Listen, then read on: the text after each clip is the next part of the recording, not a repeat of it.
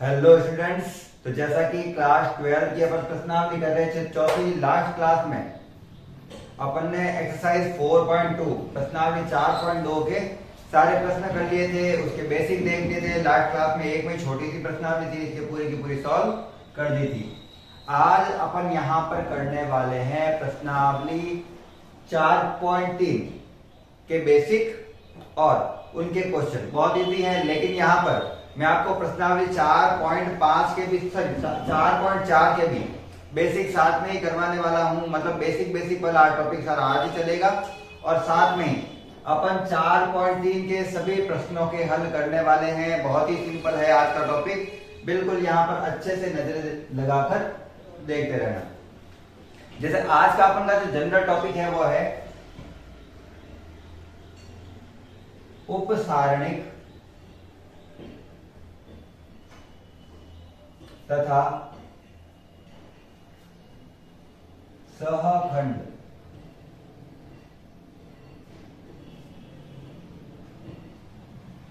आज का अपन का टॉपिक है उपसारणिक और सहखंड।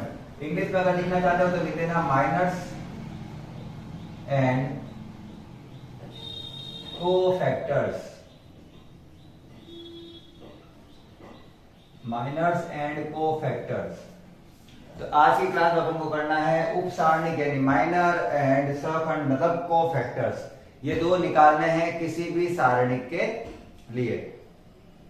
अब ये क्या होते हैं, सारणिक क्या होता है, उपसारणिक क्या होता है, ये सारी की सारी चीजें अच्छे से पढ़ेंगे।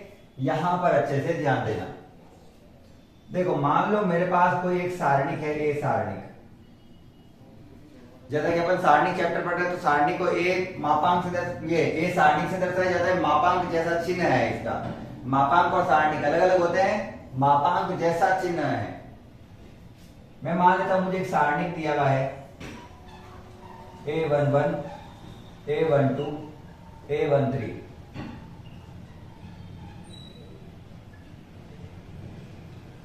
A21, A22, A23।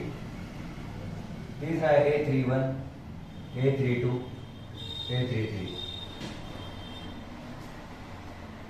और ये अपन को दिया हुआ है एक सारणिक। अपन को दिया हुआ है बेसिकली एक डिटरमिनेंट्स, एक सारणिक। आपके इंग्लिश में कुछ टीचर होंगे शायद इंग्लिश में भी बोलते होंगे इन चीजों को, कुछ को हिंदी में बोलते होंगे। आप दोनों तरीके से याद रखना, ठीक है ना। सारणिक यानी डिटरमिनेंट दे रखा है अपन को। अब मुझे कह रहा है इनके माइनर्स निकालो। माइनर्स को अपन m से डिनोट करेंगे। जैसे सारणी को किससे कर रहे हैं, a से। केवल a से कर सकता हूं मैं भी एक बार के लिए। इसको ऐसे भी लिखो तो भी कोई दिक्कत की बात नहीं है। इसके माइनर्स निकालने हैं, मतलब इसके छोटा भाग निकालना है। देखो लिखा हुआ भी क्या है, उप सारणिक। उप का क्या होता है, उसका छोटा भाग। तो माइनस को मैं जैसे m से लिखता हूं, तो अलग अलग चीजों के माइनर्स अलग अलग निकलते हैं। अलग अलग अलग अलग अवयवों के उप सारणिक अलग अलग निकलते हैं। जैसे देखो ये A11 है, इसका मुझे अगर उप सारणिक निकालने को बोले A11 का उप सारणिक निकालो, तो उसे मैं लिखूंगा M11 और एक छोटा सारणिक बनाऊंगा। ये छोटा सारणिक क्या है, जो जिस अवयव का उप सारणिक बोला है उसके स्तंभ और पंक्ति को छिपा दो और गुणा करो। A22 को A33 से ऐसे कर सकते हैं। एक बार मैं लिख देता हूं, A22, A23, A32, A33। और अगर मैं इसको गुणा करूं तो क्या लिख सकता हूं, A22 को गुणा करना है A33 से, माइनस A32 को गुणा करना है A23 से, ऐसे। ठीक है, क्रॉस में गुणा करके बीच में माइनस लगाते, ये आपको पता ही होगा। सारणी कॉल करते हैं वही है। इसका निकालना है तो इसको सॉल्व करना है। इसी प्रकार से मुझे मान लो क्या निकालना है, A12 का उपसारणिक। तो मैं उसको लिखूंगा M12। इसका निकालना है इसके स्तंभ और इसकी पंक्ति को छिपा दो, इसको इससे गुणा। A12 गुणा A12, A23। पहले अवयव क्या क्या बच गए वो लिख देता हूं, A31 और A33। इसके स्तंभ और पंक्ति को छिपाऊं अगर मैं, तो मुझे यही अवयव मिलेंगे चारों। ये चारों अवयव मैंने लिख दिए। इनका करना है क्रॉस गुणा। A21 को गुणा करना है A33 से, माइनस A31 को गुणा करना है A23 से। हमेशा ऊपर से नीचे और नीचे से ऊपर की तरफ गुणा करना है, ये याद रखना। इसी प्रकार से मुझे दे रखा हो A13 का उपसारणिक, तो M13 लिखूंगा उसको। इसको तो इसके पंक्ति और स्तंभ को छिपा दो। ये चार अवयव बचे, क्या क्या बचे हैं? A21, A22, A31, A32। ये मेरे पास बचा है चार अवयव, ठीक है। और इसका गुणा करेंगे क्रॉस में, तो A21, A32 minus A31, A22। अब रैंडमली कोई भी एक नंबर उठा लो जिसका अपन को क्या ज्ञात करना है? उप सारणी। जैसे मैं मान लेता हूं A22 उठाया मैंने, उप सारणी, ठीक है। तो इसको क्या लिखेंगे? M22। इसके स्तंभ और पंक्ति को छिपा दो, इसके स्तंभ और पंक्ति को छिपा दो। ये चार अवयव बचे, इन चार अवयव को लिख रहा हूं। A11, A13, A31, A33। कोई भी किसी का भी निकाल दो। इसका निकालेंगे तो इसके स्तंभ और इसकी पंक्ति को छिपा दो। और ऐसे करके अपन किसी का भी उपसारणिक निकाल सकते हैं। ऐसे अपन किसी का भी माइनर फाइंड कर सकते हैं, ठीक है। तो ये हो गया अपन का पहला बेसिक, जिसमें अपन ने क्या निकालना सीखा है? माइनर्स यानी उपसारणिक, छोटा उपसारणिक, सारणी का छोटे छोटे भाग। अब जब सॉल्यूशन करते हैं ना, तो इनको अलग अलग नहीं लिखा जाता है, जैसे M11, M12, M13। जैसे इसका मान निकाल के यहाँ पे लिखना है। A11 का जो उपसारणिक है उसका मान आएगा यहाँ पे आएगा M12, यहाँ पे M13, ऐसे करके लिखे जाएंगे सारे के सारे अवयव। तो इस प्रकार से अलग अलग निकाल के, तो आपको समझा रहा हूं कि किस प्रकार से निकाले जाते हैं। जब अपन को बोला जाएगा उप सारणी निकालो, तो सीधा अपन सारणी के अंदर ही पुट करेंगे, ठीक है। ये अपन का हो गया पहला स्टेप। अब अगर अपन को किसी का पूछे तो अपन निकाल सकते हैं, ठीक है ना। कोई भी अगर बीच में से पूछे तो उसको निकाल सकते हैं। इसका स्क्रीनशॉट ले लो, फिर अपन देखते हैं सखंड क्या है। इसको अपन करते हैं यहां से गायब। ये आपको सबको पता चल ही गया होगा। तो कुल मिला के जब मुझे उप सारणिक सारणिक से उप सारणिक निकालने होंगे, तो मैं क्या करूंगा? सिंपल सा M1, M2 अगर ये निकालना है मेरे को, ठीक है ना। जब मेरे को डिटर्मिनेंट से क्या पूछे? माइनर्स, तो ऐसे निकालेंगे। इसको लिखेंगे M से डिनोट करेंगे, और ऐसे यहाँ पे M12 की वैल्यू, 11 की वैल्यू आएगी, यहाँ पे M12 की, यहाँ पे M13 की, यहाँ पे M21 की, यहाँ पे M22 की, यहाँ पे M23 की। इस प्रकार से M31, M32, M33, ये निकल गए अपन के माइनर्स, ये अपन के निकल गए उपसारणिक। अब उपसारणिक का सखंड निकाला है। देखो माइनर है इसलिए मैंने क्या लिखा है यहाँ पे M, इसको M से लिखा जाता है। और सखंड को कोफैक्टर बोलते, तो अपन इसको F से दर्शाएंगे, फैक्टर के रूप में। तो उसे दर्शाया जाता है F। तो ये तो हो गया अपना, ये तो हो गया अपना उपसारणिक, ठीक है। अब मुझे निकालना है सहखंड। सहखंड कैसे निकालेंगे? बिल्कुल सिंपल सा है, F लिखना है अपन को। सहखंड मतलब क्या है? कोफैक्टर, ये ध्यान रखना ना, कोफैक्टर। तो लिखना यही है, बस इनके साइन चेंज कर देने हैं। जैसे लिखा हुआ है M11, M12, M13, ये लिखे हुए हैं। इसको F1, पहली बार इसका सिंपल सूत्र बता देता हूं मैं आपको, फिर आगे करते हैं। जैसे अगर मुझे निकालना है Fi, सहखंड निकालना तो F से दर्शाते हैं IF, तो इसका मान MIJ के बराबर ही होता है। जो M वाले मान है वही किसके मान है? F वाले के मान है। मतलब उप सारणिक से ही क्या बन जाता है? सहखंड बन जाता है। लेकिन चिन्ह चेंज होते हैं, साइन जो होता है वो चेंज होते हैं। साइन हमेशा नेगेटिव पॉजिटिव में चेंज होता है, जो डिपेंड करता है I प्लस J के ऊपर। किसके ऊपर डिपेंड करता है? i प्लस जे के ऊपर। समझना कैसे? अगर मैं i प्लस जे मतलब ये वाला जो i j होता है, ठीक है ना, i j, एक प्लस एक करूंगा तो कितना आएगा? 2 आएगा। दो सम संख्या है और सम संख्याओं का जो माइनस होता है वो भी किस में चेंज हो जाता है? प्लस में। तो यहाँ पर जिस जिसका जोड़ सम होता है, यहाँ पर जिस जिसके i j सम संख्या के रूप में आ रहे हैं उसके आगे तो प्लस ही आएगा, लेकिन जिस जिसके आगे विषम संख्या आती है जोड़ने पर, एग्जांपल के लिए देखना, 1 और 2 कितना होता है? 3। 2 और 1 कितना होता है? 3। 2 और 3 कितना होता है? 5। 3 और 2 कितना होता है? 5। तो विषम संख्या वाली चीज हमेशा किस में हो जाएगी? नेगेटिव में हो जाएगी, माइनस में हो जाएगी। तो ये बेसिक इसका सूत्र है। तो अगर मुझे इसी से निकालने को बोले तो मैं निकालूंगा M11 M12, लेकिन ये किस में आएगा? माइनस में। M13 M21 M22 M23, इसमें माइनस कौन कौन से होंगे? जो विषम है, ये 2 और 1 3, ये 2 और 3 5, ये सम है 4 संख्या। M31 ये सम है, नहीं होगा। M32 ये विषम हो गया, माइनस। तो कुल मिला के आपको इतना याद रखना है कि 3/3 का जब सारणी दे रखा हो वही दे रखा है होता है आपके, तो ये 4 अवयव है ना, ये 4 अवयव, इनको क्या बना देना है? माइनस बना देना है। इसको इसको इसको और इसको, इन चारों को अगर माइनस बनाओगे तो वही उसका उप सारणिक से क्या बन जाएगा? सहखंड बन जाएगा। माइनस से क्या बन जाएगा? कोफैक्टर बन जाएगा। तो ये है अपन का सारणिक, ये अपन का उप सारणिक जिसको अपन ने अवयवों से बनाया था क्रॉस गुणा करके। जिसका अवयव निकालना है उसको क्रॉस गुणा करना है, उसको स्तंभ और पंक्ति को हटाकर, और बाकी ये तो दिखा पता चल ही गया। ओनली 4 चीजों के साइन चेंज कर दो और अपन का बन जाएगा सहखंड। सिंपल सा था, कुछ नहीं था इसमें। यहाँ पे लिखा पहले कुछ चीज आ जाए तो भी काम आ जाएगी। ये उप सारणिक था अपन का,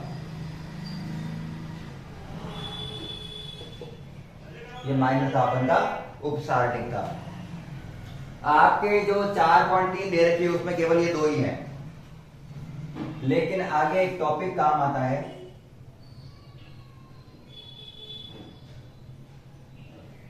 आगे एक टॉपिक काम आता है। तो यहां तक पहले स्क्रीनशॉट लो, उसके बाद में मैं आगे वाले समझाता हूं।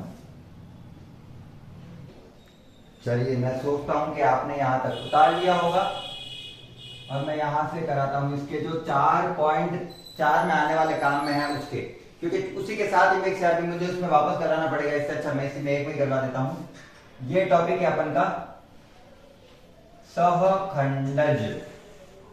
क्या नाम सेम सेम दिखा आपको? सहखंड से क्या बनाना है? सहखंडज बनाना है। ज एक्स्ट्रा लिखा, बाकी पूरा नाम वही है इसका, ठीक है ना।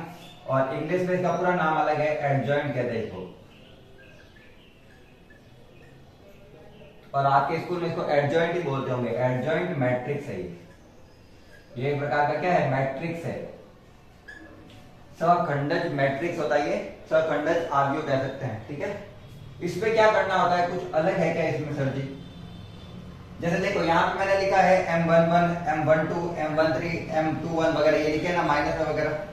इनको अगर दूसरे तरीके से लिखे तो मैं ऐसे भी लिख सकता हूँ F11 F12 F13, पर उसमें नेगेटिव नहीं लगाऊंगा फिर, क्योंकि फॉर्मूले में बता दिया कि माइनस वाले के क्या होते हैं? प्लस होते हैं, ठीक है ना। तो एक बार मैं आपको इसको समझा के बता देता हूं कि मैंने अगर साइन लगाया है इस प्रकार से, मतलब इसके पॉजिटिव इसके नेगेटिव, सॉरी इसके जो ये वाला आ रहा है उसमें कुछ नेगेटिव होंगे, जैसे 1 2 3 और 4। तो इसको जब लिखा जाता है तो इसको ऐसे लिखा जा सकता है, इसको लिखा गया F11 F12 F13, ऐसे भी लिख सकता हूं, ऐसे भी लिख सकता हूं, ठीक है ना। F21 F22 F23 F31 F32 F33। F इसलिए लिखा क्योंकि अपन को पता चल जाएगा ये कोफैक्टर है, मतलब फैक्टर्स दिए हुए, ये टुकड़े दिए हुए, उसके खंड दिए हुए, ठीक है। अब निकालने हैं सहखंडज। तो सहखंडज या फिर एडजॉइंट क्या होता है? सिंपल सा फॉर्मूला होता है एडजॉइंट का, adjoint of A, adjoint of A का एडजॉइंट निकालना है अपन को पूरा। तो उसका सीधा सा सूत्र होता है एफ मैट्रिक्स। एफ को जब मैट्रिक्स में चेंज करेंगे, जैसे सारणी है, इसको मैट्रिक्स का चिन्ह लगा दो, बाकी ऐसा कुछ अंतर है नहीं इसके अंदर। जब इसको मैट्रिक्स के रूप में लिखेंगे और उसका अपन ले लेंगे प्रतिलोम या फिर व्युत्क्रम, जिसको मैंने वहां पर बोला था एक्चुअल में परिवर्त, हिंदी में बोले तो परिवर्त। तो इसका एफ का मैट्रिक्स के रूप में चेंज करके जब इसका परिवर्त ले लेंगे, परिवर्त का मतलब उसके स्तंभों को पंक्तियों में चेंज कर देना है, पंक्तियों को स्तंभों में चेंज कर देना है, तो उसी को कहा जाएगा एडजॉइंट ए। साथ में ही एडजॉइंट ए निकालना बहुत ईजी है, मतलब ये निकालो, ये निकालने के बाद में उसको क्या कर दो, इनवर्स कर दो, पंक्तियों को स्तंभों में और स्तंभों को पंक्तियों में परिवर्तित कर दो, तो एडजॉइंट मैट्रिक्स निकल जाएगा। बस इतना सा था, इसलिए मैंने इसके आगे करवा दिया इसको। और लास्ट है प्रतिलोम आव्यूह। प्रतिलोम आव्यूह जिसे अपन कहते हैं इनवर्स मैट्रिक्स,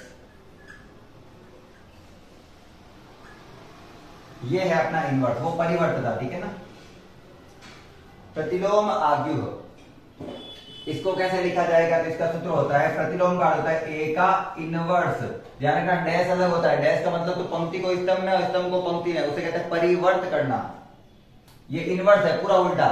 जैसे अपन को देखा होगा कभी आपने 10 की घात माइनस का 10 होता है, जब उसको ऊपर लेते हैं तो जाता है 10 की घात प्लस का 10, तो 10 की घात 10 का ये क्या है, प्रतिलोम है, उल्टा है, ठीक है ना, ये ध्यान रखना आप।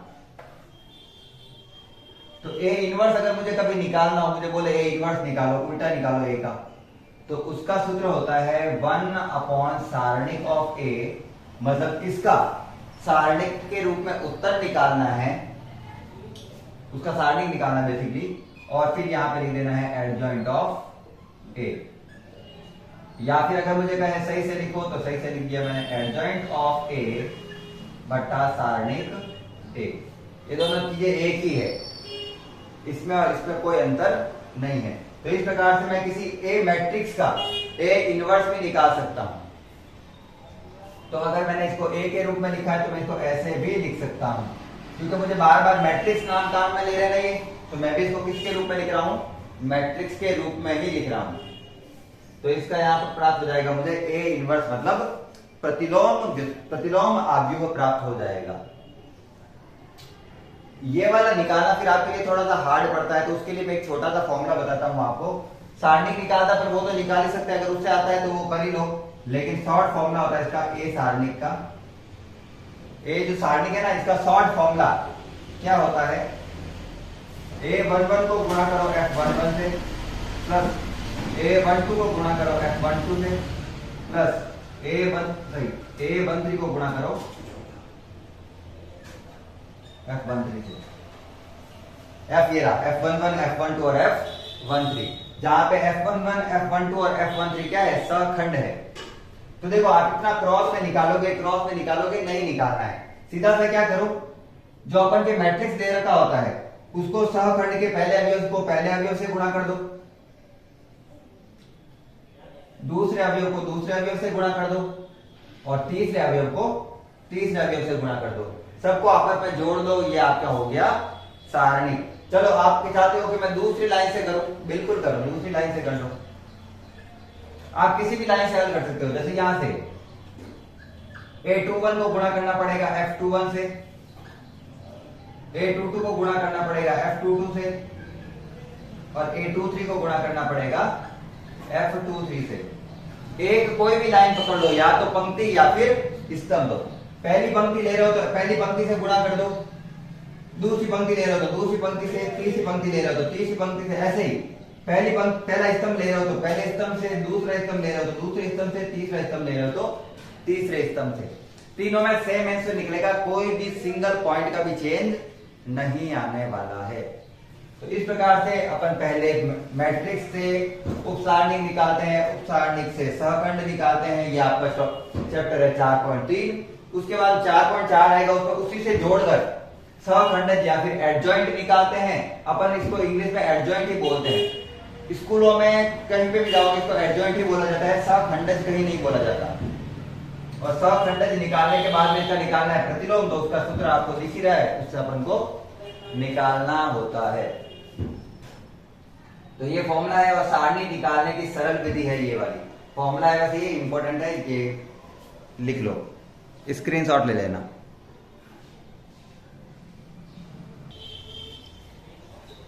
अब जनरल कुछ गुणधर्म है, इसकी प्रॉपर्टीज है। एडजॉइंट ऑफ ए निकाल, एडजॉइंट ए के बहुत सारे क्या है फॉर्मूलाज है, जिससे अपन क्वेश्चन शॉर्ट में सॉल्व कर सकते हैं, या फिर जैसे अपन को बहुत सारे मिक्स क्वेश्चन दे रखे होते हैं तो उनको इजी मेथड से सॉल्व करने के लिए इसके बहुत सारे फॉर्मूलाज बनाए गए हैं। कौन सा फॉर्मूला किसको डिराइव करता है, किसके अकॉर्डिंग अपन वैल्यू निकाल सकते हैं, वो सारे के सारे अपन देख लेते हैं। तो इसके कुछ फॉर्मूलाज है, वो आप यहाँ से एज इट इज लिख देना। कंपटीशन में सबसे ज्यादा काम आने वाले फॉर्मूले यही है। वहां पे आपको कोई क्वेश्चन देख के लगेगा इतना बड़ा क्वेश्चन कैसे दिया, लेकिन उनके फॉर्मूले से उसको बिल्कुल शॉर्ट ट्रिक में अपन वहां पे निकाल सकते हैं। तो फर्स्ट जो फॉर्मूला है वो है, लाइन से लिखते रहना, ए के साथ अगर गुणा हो रहा है एडजॉइंट ऑफ ए, ये ए जो है वो मैट्रिक्स है, ध्यान रखना, और एडजॉइंट ए भी एक टाइप का मैट्रिक्स ही है, ये सारणिक नहीं है। दोनों सारणिक से मैट्रिक्स बनाते हैं अपन एडजॉइंट ऑफ ए। इसका मान बराबर ही होता है, अरे एडजॉइंट में ए छोटा लिख रहा हूं मैं, एडजॉइंट ऑफ ए को ए से गुणा करने पर, ए को एडजॉइंट ए से गुणा करो या एडजॉइंट ए को ए से गुणा करो, दोनों में सेम आंसर आएगा। और इसी का मान सारणिक को आई मैट्रिक्स से गुणा करने पर आएगा, वो सेम ही होगा। तो देखो आपको ये दे रखा होगा, मान लो आप निकालोगे एडजॉइंट ऑफ ए, कैसे निकाले, इतना लंबा पड़ता है, ये रहा फॉर्मूला। सीधा सा ए का सारणिक निकालो, सारणिक निकालना तो इजी आपने पढ़ा होगा आगे, उसको इकाई मैट्रिक्स से गुणा कर दो उस संख्या को, और वो आपका बन गया एडजॉइंट ऑफ ए को ए से मल्टीप्लाई करना। सेकंड,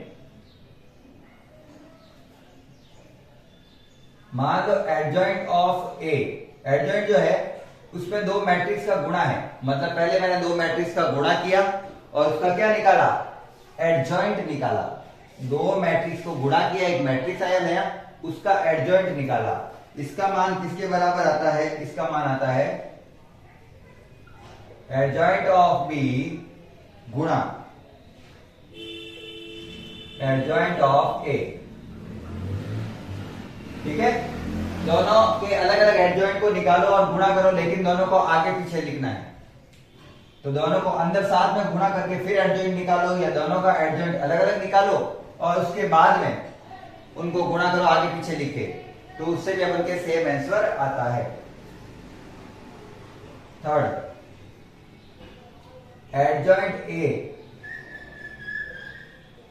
का जो इनवर्स होता है, इनवर्स यानी प्रतिलोम, इसका करके भी एक बार फिर से क्या लो, इसका प्रतिलोम लो, और एडजॉइंट में ए इनवर्स ए का प्रतिलोम लो, दोनों एक ही चीज है। चाहे तो पहले ए का इनवर्स निकालो, फिर उसका एडजॉइंट और लो, या एडजॉइंट ए निकाल के उसका इनवर्स करो, दोनों में सेम आंसर आता है। बड़े बड़े हैं ये, बहुत बड़े बड़े टॉपिक होते हैं एक्चुअल में, ये एग्जाम में सीधे पूछ लिया जाता है कौन सा किसके इक्वल है। एक होता है ए बी का इनवर्स बराबर होता है B inverse dot A inverse के, शॉर्ट फॉर्मूला है, सिंपल सा याद रखना है। दोनों का गुणा करके फिर इनवर्स निकालो, या अलग अलग इनवर्स निकाल के फिर गुणा करो आगे पीछे लिख के, सेम आंसर आएगा। उसी प्रकार से एक एडजॉइंट ए का सारणिक लो, ये काम आ जाता है काफी। एडजॉइंट ए निकाला पूरा अपन ने सॉल्व करके, फिर उसका क्या निकालो, सारणिक निकालो, डिटरमिनेंट निकालो, या फिर इसका ये इंपॉर्टेंट है फॉर्मूला एक्चुअल में, ए की पावर n माइनस वन, उसका सारणिक निकाल कर, उसका जो सारणिक है उसकी पावर n माइनस वन, यहाँ पे जो n है वो उसकी कोटि है कि ये कितनी कोटि का है। जैसे अपन लिखते हैं ना 2 इंटू 2, 3 इंटू 3, 4 इंटू 4, ये सारणिक जो होता है वो हमेशा स्तंभ और पंक्तियां बराबर होती है। तो या तो स्तंभों की संख्या है n, या तो n स्तंभों की संख्या है, या फिर पंक्तियों की, दोनों में से किसी एक की मानो तो सेम ही होती है। जैसे 3 बाय 3 का मैट्रिक्स दे रखा है तो n की जगह कितना लिखेंगे, 3, ये आएगा साइंस क्वेश्चन आगे।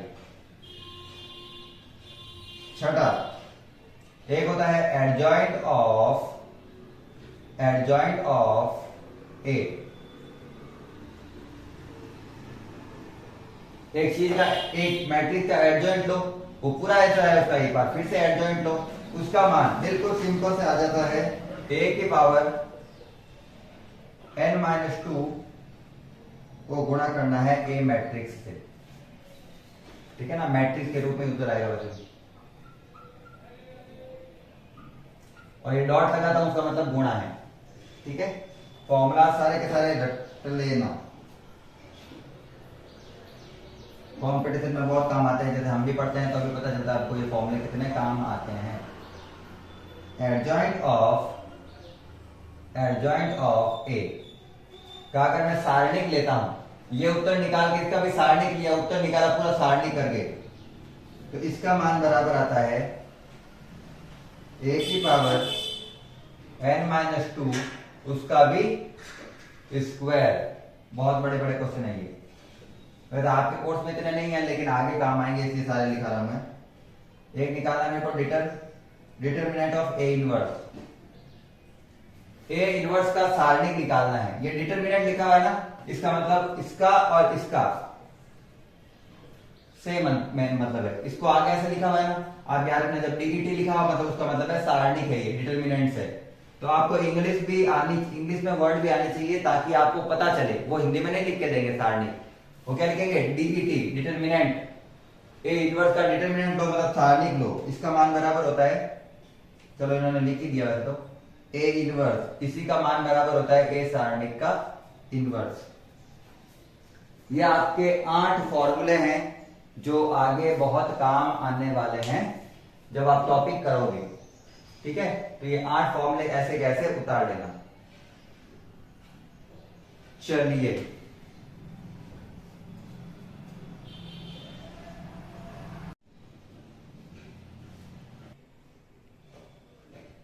चलिए प्रश्नावली करते हैं 4.3।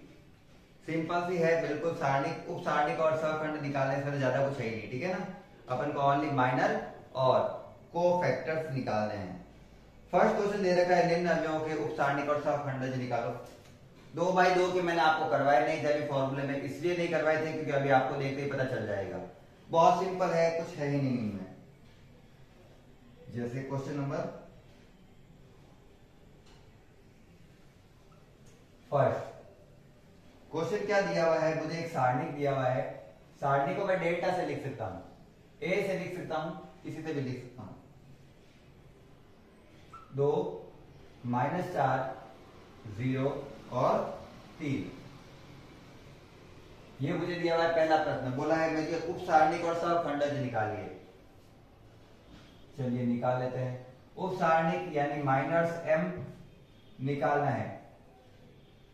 3/3 का तो अपन को लंबा करना पड़ रहा था, यहाँ पे कुछ नहीं है। क्रॉस में गुणा कर, क्रॉस पे उल्टा उल्टा ले जाओ केवल, इसको यहां पर इसको यहां पर, 3 ऊपर 2 नीचे, ये इधर और ये इधर, -4 और 0, ये माइनस निकल गया, उप सारणिक निकल गया। इसका क्या निकालना है, सहखंड, सहखंडज एडजॉइंट होता है ध्यान रखना, सहखंड निकालना है इसका।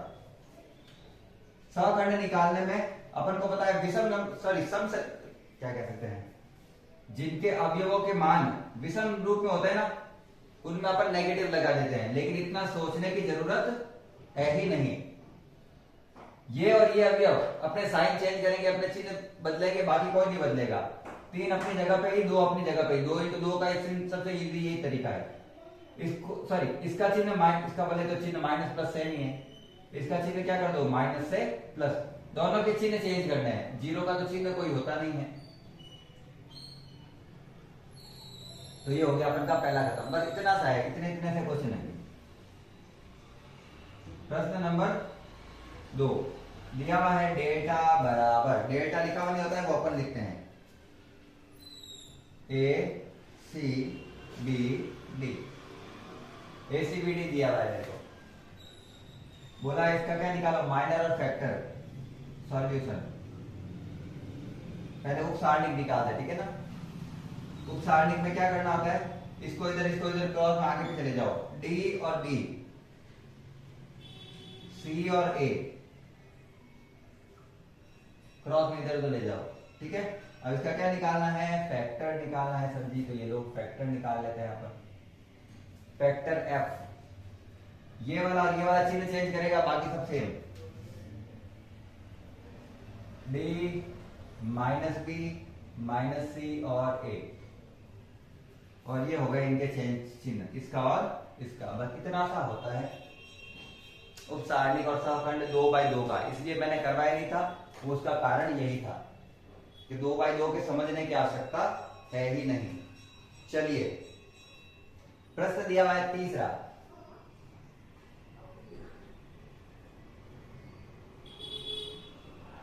प्रश्न तीसरे में दिया हुआ है मुझे कि एक डिटरमिनेंट है मेरे पास।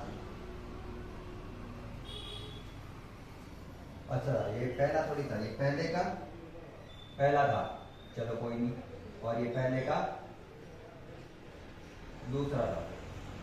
ये प्रश्न है दूसरा, दूसरे का पहला। मुझे डिटरमिनेंट दिया हुआ है 1 0 0 0 1 0 0 0 1। ये इकाई मैट्रिक्स है, और इकाई मैट्रिक्स कभी भी मान अपने परिवर्तित करता ही नहीं है।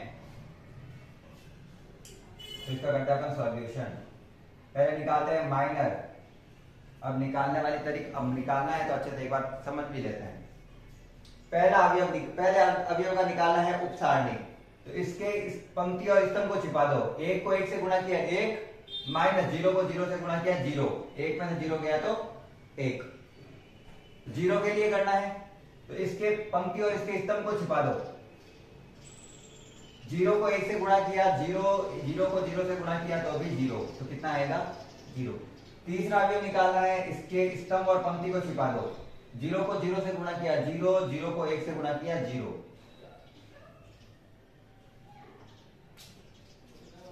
इसका निकालना है, इसके पंक्ति और स्तंभ को छिपा दो। 0 को 1 से गुणा किया 0, 0 को 0 से गुणा किया 0। इसके लिए निकालना है, इसके स्तंभ और पंक्ति को छिपा दो। स्तंभ और पंक्ति को छिपाए तो 1 को 1 से गुणा किया 1, माइनस 0 को 0 से गुणा किया 0, 1 में से 0 गया 1। इसी प्रकार से यहां पे क्या आएगा 0, देख लो 0 0 0। इसके लिए इसके पंक्ति और स्तंभ को छिपाओ। 0 को 0 से गुणा किया 0, 1 को 0 से गुणा किया तो भी 0। इसके लिए निकालना है स्तंभ और पंक्ति छिपाई, स्तंभ और पंक्ति छिपाई सॉरी। 1 को 0 से गुणा किया 0, 0 को 0 से गुणा किया 0। लास्ट अवयव पंक्ति और सॉरी स्तंभ और पंक्ति को छिपाया। 1 को 1 से गुणा किया 1, माइनस 0 को 0 से गुणा किया 0, 1 में 0 गया 1। वापस इकाई मैट्रिक्स मिला है मुझे। एफ निकालने का सीधा सा तरीका, चार चीजों सॉरी इसमें 4 चीजों के चिन्ह चेंज होते हैं, 1 2 3 और 4। इन चारों के चिन्ह चेंज करके इसमें लिखने होते हैं, बाकी सब सेम रहते हैं। लेकिन ये चार तो 0 हैं और 0 के कभी चिन्ह चेंज होते नहीं है, तो वही वापस 1 0 0 0 1 0 0 0 1। और ये हो गया हमारा दूसरे का पहला। बस ये इतने सिंपल से प्रश्न दिए हुए, कुछ नहीं है, हलवा सारे क्वेश्चन है, सारे के सारे क्वेश्चन बिल्कुल हलवा जैसे हैं। सेकंड डिटरमिनेंट क्या दिया हुआ है पहले लिखते हैं। डिटरमिनेंट को जैसे कि मैंने बोला मैं ए से लिख सकता हूं, लेकिन जहां तक हो सके आप डिटरमिनेंट से ही लिखो। 1 0 4 3 5 -1 0 1 2। और इसका निकालना है मेरे को माइनर और कोफैक्टर, उपसारणिक और सहखंड। देखो इंग्लिश में बोलना इसलिए इजी होता है क्योंकि इंग्लिश में जो बोलते हैं डिनोट भी उसी से करते हैं, माइनर को एम से और कोफैक्टर को एफ से, फैक्टर के लिए एफ लगाया है। अपन हिंदी में बोलते हैं उपसारणिक, उपसारणिक का कोई लेना देना नहीं है इससे ना, इसके एम से। और दूसरा बोलते हैं अपन सहखंड, उसको एस से थोड़ी लिखते हैं, तो ऐसे, तो इसलिए थोड़ा इंग्लिश में भी नाम याद रखो। चलिए निकालते हैं, ठीक है ना। पहले मुझे सबसे पहले अवयव के लिए निकालना है, तो इसका अवयव और इसकी कोटि को, इसके स्तंभ और पंक्ति को छिपा दो। ये 4 अवयव बचे। 5 को 2 से गुणा किया 10, माइनस 1 को 1 से गुणा किया, 1 को -1 से गुणा किया -1, तो माइनस माइनस हो जाएगा प्लस का 1। पहला अवयव वैसे तो मैं सीधा ही लिखता हूं, लेकिन मैं समझा के लिख रहा हूं आपको, ठीक है ना। तो क्या आएगा 10 + 1,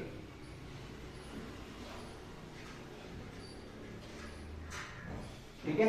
अब दूसरे के लिए निकालना है, तो इसके स्तंभ और पंक्ति को छिपा दो। 3 को 2 से गुणा किया 6, फिर फॉर्मूले वाला माइनस, 0 को -1 से गुणा करेंगे 0, खत्म। तीसरा निकालना है, इसके स्तंभ और पंक्ति को छिपा दो। 3 को 1 से गुणा किया 3, -0 को 5 से गुणा किया 0। ये आ गई अपन की पहली पंक्ति माइनस में। ये अवयव निकालना है, इसके पंक्ति और स्तंभ को छिपा दो। 0 को 2 से गुणा किया 0, -1 को 4 से गुणा किया 4। इसका निकालना है, स्तंभ और पंक्ति को छिपा दो। 1 को 2 से गुणा किया 2, -0 को 4 से गुणा किया 0। इसका निकालना है, इसके पंक्ति और स्तंभ को छिपा दो। 1 को 1 से गुणा किया 1, 0 को 0 से गुणा करेंगे 0। लास्ट इसके लिए निकालना है, तो ये पंक्ति और स्तंभ गया। 0 को -1 से गुणा किया 0, माइनस फॉर्मूले वाला, 5 को 4 से गुणा किया 20। इसके लिए निकालना है, इसके स्तंभ और पंक्ति को छिपा दो। 1 को -1 से गुणा किया -1, बीच में फॉर्मूले का माइनस, 3 को 4 से गुणा किया 12। लास्ट इसके स्तंभ और पंक्ति को छिपा दो। 5 को 1 से गुणा किया 5, -3 को 0 से गुणा किया 0। तो जो मेरा माइनर है, फाइनल आंसर आया उसका 11, 6, 3, माइनस का 4, 2, 1, माइनस का 20, माइनस का 13, 5। और गणित के स्टूडेंट आपको जोड़ बाकी आती हो, तो मैं वो समझाऊंगा नहीं, गणित में नहीं समझाने बैठा हूं मैं आपको, सॉरी कैलकुलेशन समझाने नहीं बैठा हूं, आपको मैथ अच्छे से समझा रहा हूं मैं, ठीक है ना। कैलकुलेशन अगर आपकी अच्छी नहीं है तो फिर आपकी मैथ भी अच्छी नहीं कर पाओगे। कैलकुलेशन मैं अगर यहाँ पे छोड़ रहा हूं तो आप खुद करो कि सर कैसा आंसर कैसा आएगा। तो ये होता है कैलकुलेशन करने का तरीका, उसको सर से मत समझो वापस। इसका कोफैक्टर बनाना है, सहखंड बनाना है। 1, 2, 3 और 4, इन चारों की चीजें चेंज कर दो, बाकी सब एज इट इज। 11, माइनस का 6, 3, 4, 2, माइनस का 1, माइनस का 20, 13 और 5। बस इन चार की चीज चेंज कर दो, वो एम से क्या बन गया एफ, ठीक है ना। तो ये अपन ने किए हैं प्रश्न पहले और दूसरे के हल। अच्छे से स्क्रीनशॉट ले लो और क्लास को लाइक करते हुए चलो। फिर मैं इसको हटा देता हूं और करवाता हूं क्वेश्चन नंबर नेक्स्ट।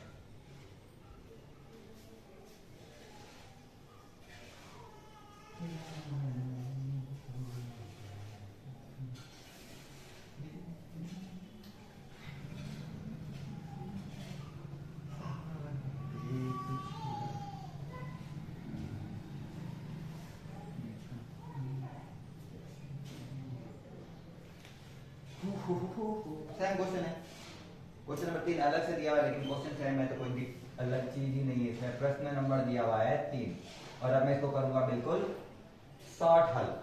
क्वेश्चन दिया हुआ है, दूसरी पंक्ति के अवयवों के सहखंडों का प्रयोग करके, याद रखना दूसरी पंक्ति का प्रयोग करके निकालना है, पहली पंक्ति का नहीं निकालना है। प्रयोग करके डेल्टा का मान ज्ञात कीजिए। दूसरी पंक्ति का प्रयोग करके, सहखंडों का प्रयोग करके। तो दूसरी पंक्ति के सहखंडों का प्रयोग करने के लिए अपन को दूसरी पंक्ति आनी चाहिए। उसके लिए मैं सारा का सारा सॉल्व करवाऊंगा। तो पहले मैं एक बार देख लेता हूं अवयव क्या क्या दे रखे हैं। डेल्टा दिया हुआ है मुझे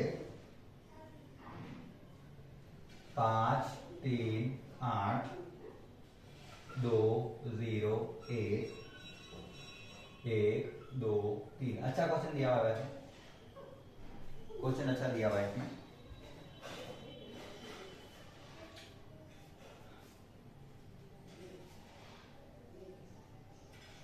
अब दूसरी पंक्ति का प्रयोग करके बोला है मुझे, मतलब ये वाली पंक्ति चाहिए,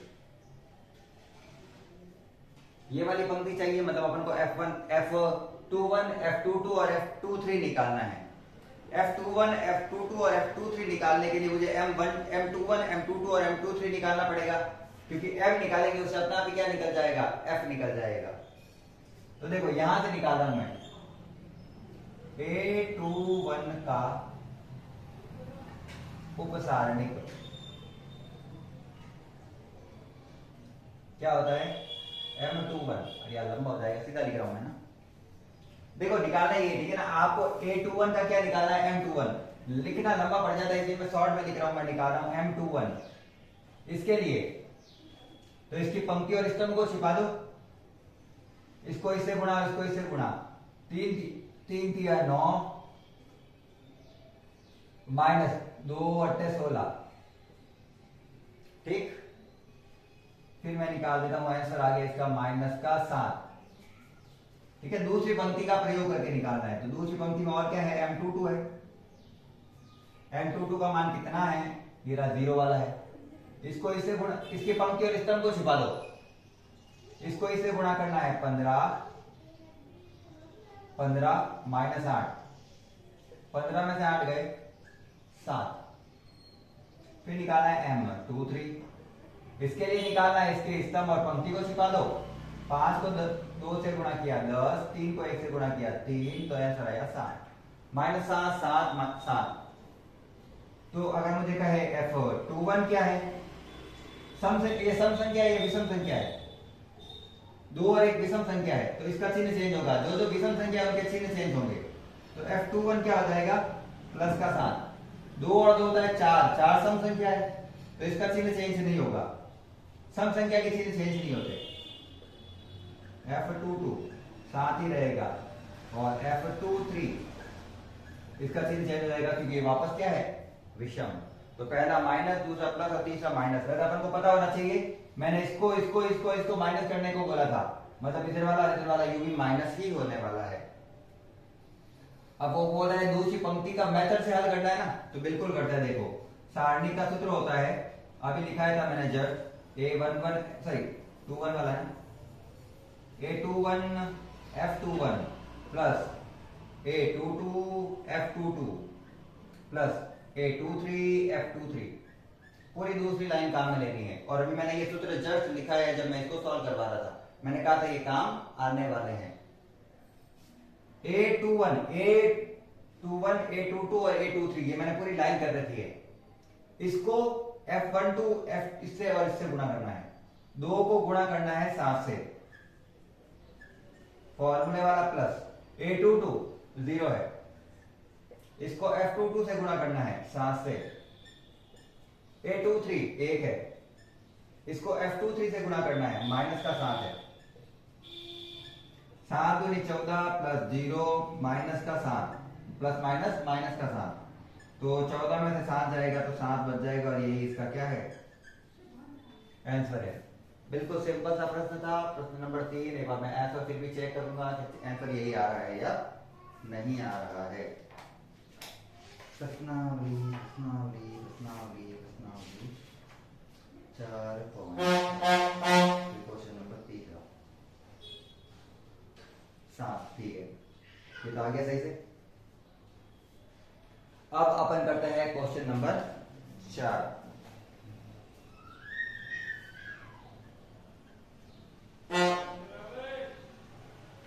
क्वेश्चन नंबर 4 में लेकर एक डिटरमिनेंट है। अरे क्या है, बजा रहा है मतलब एक x y z, एक y z x, एक z x y। ये क्वेश्चन थोड़ा सा कॉम्प्लेक्स है, बच्चों को लास्ट में आंसर नहीं निकलते हैं।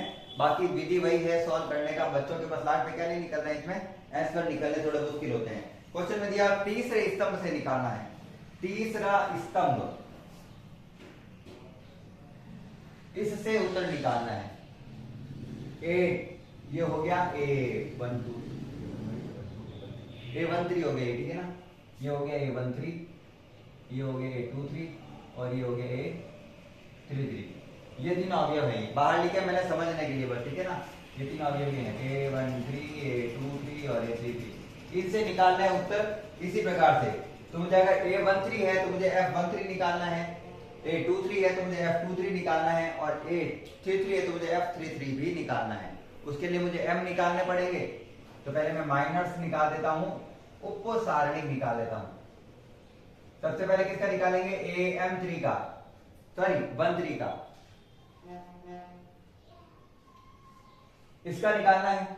इसके स्तंभ और पंक्ति को छिपा दो, गुणा करो। एक को जेड से गुणा करेंगे, सॉरी 1y 1 जेड, गुणा करूंगा तो आ जाएगा जेड माइनस वाई। पहला इसी टाइप से निकाला मैंने। फिर निकालते हैं AM23,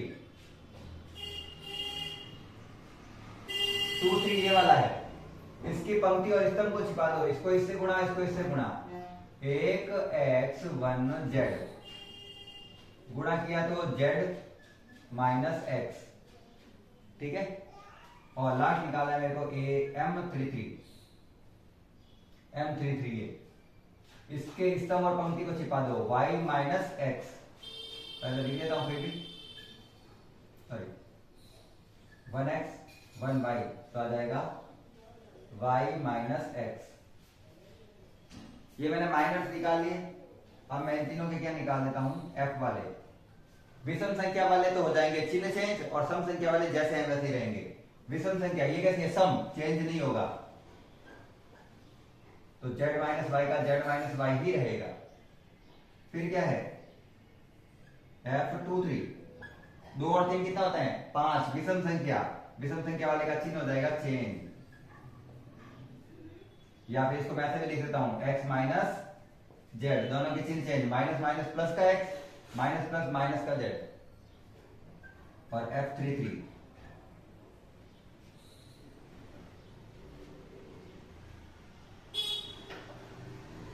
इससे y ये सही आएगा ना, इसका चिन्ह चेंज करना नहीं है, क्योंकि 3 और 3 6 होते हैं, और 6 एक सम संख्या है।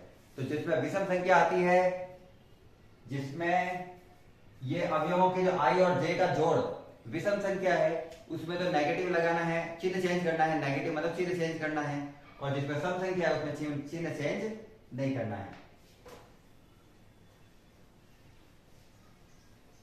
अब सिंपली फॉर्मूला क्या होता है हमारा, फॉर्मूला होता है, मेरे को सारणिक निकालना है तो A13 F13 plus A23 F23 plus A33 F33, ये करना है मुझे सॉल्व। चलिए गुणा करते हैं। A13 YZ को गुणा करना है F13 से, Z minus Y, plus A23 ZX और F23 X minus Z, plus XY और इधर है Y माइनस X। ये मैंने तीनों को आपस में गुणा कर लिया। अंदर की सारे संख्या उसे क्या करेंगे, गुणा करो। सारणिक y को z से गुणा किया, yz square minus y square z plus x square z minus x z square. x को आगे लिख रहा हूं, y को पीछे लिखूंगा और z को सबसे पीछे, plus x y square minus x square y। ये है मेरा टोटल, जहां तक बच्चों के आंसर निकल के रह जाता है। इसके आगे करना है जो आपके पीछे वाला है, उसके अकॉर्डिंग आंसर लाने के लिए तो क्या करो, मेथड क्या है इसका, सबसे पहले एक्स स्क्वायर, फिर एक्स, और फिर जिसके साथ एक्स नहीं है उस पर कॉमन लो। सबसे पहले एक्स स्क्वायर किस किस में आ रहा है, एक इसमें और एक इसमें, दोनों में एक्स स्क्वायर कॉमन लो। इसमें बच गया जेड माइनस, इसमें बच गया वाई। देखो एक्स स्क्वायर दोनों में कॉमन आ गया, इसमें प्लस का जेड है, इसमें माइनस का वाई फर्स्ट। अब जिसमें एक्स एक्स आ रहा है ना, उनमें कॉमन लो, एक तो एक्स इसमें आ रहा है और एक इसमें आ रहा है, तो मैंने कॉमन लिया एक्स माइनस का एक्स, क्योंकि मुझे जेड को आगे रखना है यहां पे, ठीक है ना। तो माइनस का एक्स कॉमन ले लिया, इसमें क्या बचा, जेड स्क्वायर, और एक्स दूसरा कहां था, ये वाला, इसमें क्या बचा, वाई स्क्वायर। लेकिन देखो मैंने चिन्ह माइनस का कॉमन लिया है, तो इसमें तो माइनस का हो गया प्लस का, और ये प्लस का क्या हो जाएगा, माइनस का। और लास्ट में अलग से कौन बचेंगे, दोनों, इन दोनों में जो कॉमन आ रहा है वो ले लो। तो वाई जेड दोनों में कॉमन आ रहा है, तो इसमें बच गया जेड माइनस इसमें बच गया वाई। एक स्टेप और करके कॉमन आएगा, X square Z minus Y minus X, A square minus B square का एक सूत्र खुलता है, A plus B A minus B, Z minus Y Z plus Y. A square minus B square का सूत्र होता है A plus B A minus B, या फिर A minus B A plus B. तो ए ये और बी है, Z minus Y Z plus Y, plus का plus Y Z minus Y. इस टर्म में और इस टर्म में वापस कॉमन क्या आ रहा है, सब में कॉमन क्या आ रहा है, जेड माइनस वाई सब में लिखा हुआ है देखो। तो अगर मैं जेड माइनस वाई कॉमन लेता हूं तो बचा क्या क्या, इसमें बचा एक्स स्क्वायर, इसमें बचा माइनस का एक्स, इसमें बचा प्लस का, सॉरी इसमें बचा माइनस का एक्स के साथ जेड प्लस वाई, और इसमें बचा वाई जेड। इसमें क्या बचा, वाई जेड। अब चूंकि मुझे भी एक बार के लिए आंसर पता नहीं है तो मैं आंसर देखना पड़ेगा मेरे को कि क्या आंसर लेना है। चलिए कोई नहीं, एक बार तो अपन करते हैं इसको सॉल्व। यहां तक हो गया। इसके बाद में चलिए इसको खोल देते हैं, Z minus Y bracket X square minus X को जेड से गुणा किया X Z, minus plus minus X को वाई से गुणा किया X Y plus Y Z. क्या आपके आंसर यही है, एक बार मैं चेक कर लूं। चलिए इसमें आंसर क्या निकालना अपन को, x minus Y Y minus Z और जेड माइनस एक्स निकालना है।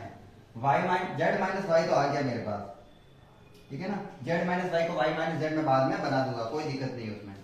चलिए आगे सॉल्व करते हैं। जेड माइनस वाई, इन दोनों में फिर से क्या कॉमन आ रहा है, x। बताओ क्या बचा, इसमें बच गया x माइनस इसमें बच गया z। इन दोनों में फिर से क्या कॉमन आ रहा है, तो इन दोनों में कॉमन आ रहा है माइनस का y। इन दोनों में y कॉमन आ रहा है ना, माइनस का साथ में ले रहा हूं, तो यहां पे बच गया प्लस का x प्लस इसमें y कॉमन आ गया तो बच गया z। वो माइनस का हो जाएगा क्योंकि माइनस चिन्ह मैंने कॉमन बाहर ले लिया है। जिसके अंदर से कॉमन माइनस का कॉमन बाहर लिया जाता है ना संख्या, उसमें ध्यान रखना दोनों के चिन्ह चेंज हो जाते हैं या फिर सारी संख्याओं के चिन्ह चेंज हो जाते हैं, ठीक है। अब देखो यहाँ पे क्या दिख रहा है, x माइनस जेड और यहाँ पे x माइनस जेड। और अगर आपने गुणनखंड किया हो तो आपको पता होगा गुणनखंड में एक बार गुणा ब्रैकेट वाली संख्या लिखते हैं और एक बार ब्रैकेट के बाहर वाली, या फिर दूसरे कहने का अर्थ है, अब इन दोनों टर्म में क्या कॉमन आ रहा है, x माइनस जेड। तो बचा क्या, इसमें बच गया x माइनस इसमें क्या बच गया y, यही बचा। अब एक्चुअल में जो उत्तर है ना, देखता हूं मैं एक बार, हाँ ठीक है, उत्तर क्या है इसका, x minus Y minus Z लेना है अपन को और z माइनस एक्स लेना है, यही है ना, बिल्कुल। अब देखो मुझे इनके चिन्ह चेंज करना है और इसका भी चिन्ह चेंज करना है, दोनों के चिन्ह चेंज करना है। मैं दो बार माइनस कॉमन लूंगा बाहर, इसमें से भी माइनस कॉमन लेता हूं और इसमें से भी माइनस कॉमन लेता हूं। तो जब इसमें से माइनस कॉमन लूंगा और इसमें से माइनस कॉमन लूंगा, दो बार माइनस हो जाएंगे और माइनस माइनस मिलके क्या बन जाएगा, प्लस। तो इसका फाइनल आंसर आएगा सारणी ए का। सबसे पहले ये लिख लेते हैं, x minus Y Y minus Z. इसमें से माइनस कॉमन लिया तो माइनस वाली चीज प्लस की, प्लस वाली चीज माइनस की।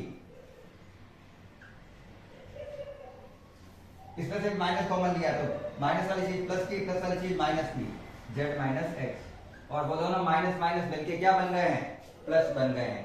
और यही अपन को आंसर पीछे दिया हुआ है, ये निकालना था, तो ये अपन ने निकाल लिया। बिल्कुल सिंपल सी विधि है। यहां तक अगर आपके आ जाता है तो सबसे पहले एक्स स्क्वायर और एक्स कॉमन लेना, जो जो चीजें बचे उसको एक सेट करना कि सब में एक कॉमन चीज आए।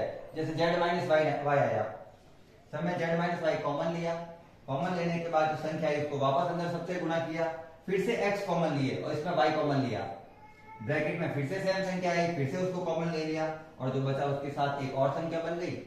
वो पूरा का पूरा अपना पीछे वाला आंसर ही है, ठीक है ना। यही आंसर है या यही, ये और ये दोनों एक ही चीज है। चलिए अब अपन का क्वेश्चन शायद लास्ट है अभी का। क्या क्वेश्चन दिया है पढ़ ले, यहाँ पर पढ़ लेता हूँ मैं, यहाँ पे 2 मिनट के लिए इतना 4 पॉइंट मेरे साथ, ठीक है। चलिए लास्ट क्वेश्चन है 5वां। इसका एक बार आप स्क्रीनशॉट ले सकते हो, बड़ी हट जाता हूँ मैं, ठीक है। इतनी देर में तो ले लेते हैं, वैसे भी ऑफलाइन क्लास है। देखो आगे वाला क्वेश्चन तो ऑनली अपन को फॉर्मूला पूछा गया है कि कौन सा फॉर्मूला सही है। जैसे मैंने ये एक फॉर्मूला लगाया, देखो यहाँ पे, ठीक है ना, ये मैंने एक फॉर्मूला लगाया।